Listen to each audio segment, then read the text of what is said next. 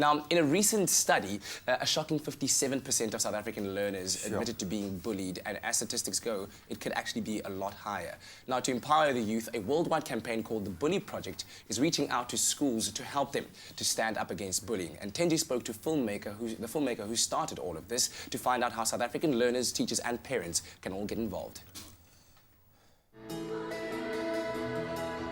In 2011, a documentary called The Bully Project sparked a social movement against bullying across American schools, which was championed by the film's creator, Lee Hirsch.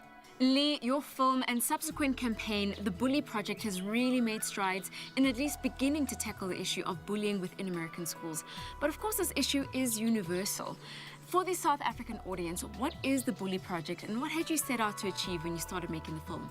In a very personal sense, it was the kind of thing that I didn't want to address as an artist because it was too painful. You know, I had been bullied as a kid. And eventually, as I was learning about these terrible things that were happening in schools, young people that were committing suicide, and you heard stories about how they'd been consistently and chronically bullied, I felt more and more like something has to be done. And so I wanted to try and take audiences through film, through documentary, into the world to really show people what kids go through, what happens, how damaging it can be, how complicit adults can be in allowing this kind of behavior to happen. And so it really started with a film that we thought could give rise to that conversation. How did the film escalate into a campaign, and how does the campaign work? You know, the Bully Project started as a film and organically grew into a movement because suddenly so many people came forward and said, this is my story too.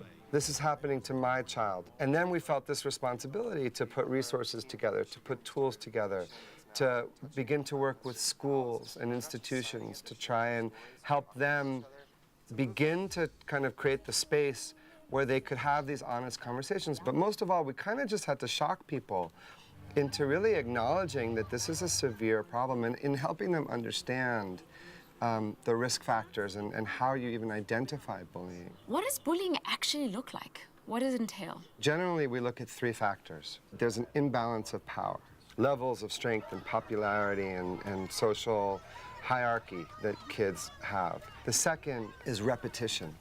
Is this like a one-day thing? Is this something that's going on, that's repeating? The third is intent.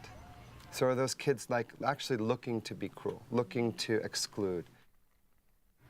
I've tried to commit suicide 3 times. Anytime someone comes around that's the least bit different, they make sure to put them down. It's pretty much on that court was my worst year ever. Every time I look at that board, I know my name should be up there. How effective was the medium of film in becoming that voice for the voiceless, especially in helping them prove to their parents and their teachers that what they were experiencing was real? It becomes proof. You know, when you're watching a documentary film and you know you're not being manipulated, and our film does that, it really lives in the lives of some of these incredible children. It made it visceral, it made it undeniable. You couldn't look at this movie and say, this isn't a problem. The instances of bullying we see in this film are actually quite violent, and even just the sadness in these young people is quite a violent experience. How did you cope as a filmmaker? You know, you expect to see things.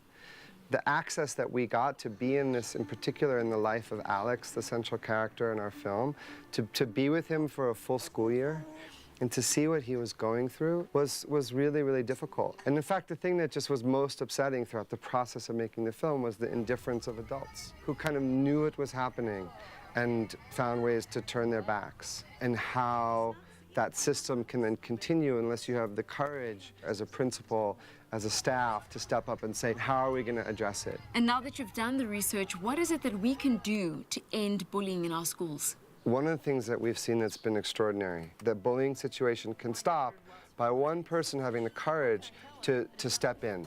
And we call that being an upstander, right, as opposed to being a bystander. Young people are also creating ways of expressing and saying, this isn't going to be our story. This is not behavior that we're willing to tolerate, and trying to lift that up, and we do that as well through our social media. We tell those stories. I will go to my grave until a difference is made. Many are still growing up alone and afraid, picked on, pushed around for being different.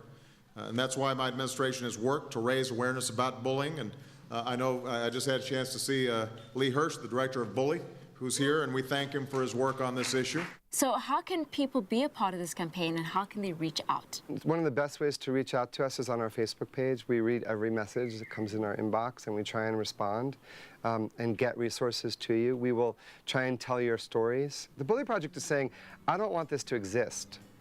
And I don't want this to be part of anyone's experience. And so, like, you can create your own kindness campaigns.